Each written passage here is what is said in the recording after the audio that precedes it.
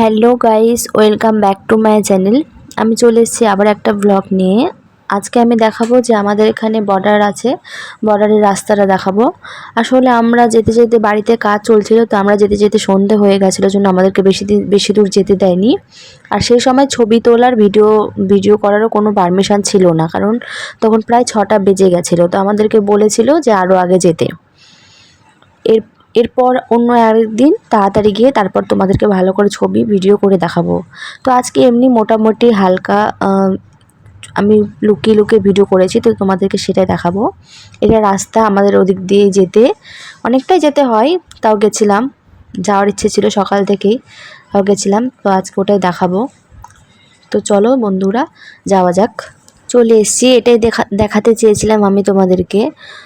এইটুকুই ভিডিও করেছি আমি, আর বেশি ভিডিও করতে পারিনি, কারণ পারমিশন ছিল না সেরকমভাবে, কারণ সন্ধে হয়ে যাচ্ছিল।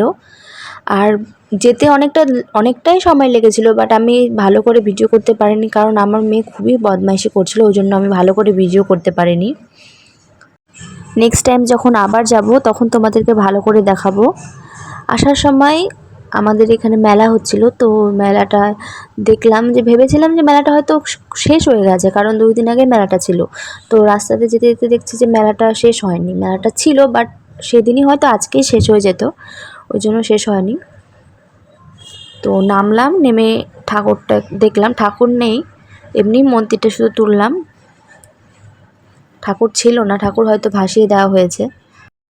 বাই বাই বন্ধুরা, আজকে এখানে শেষ করছি। আমি নেক্সট আবার একটা ব্লগ নিয়ে আসবো।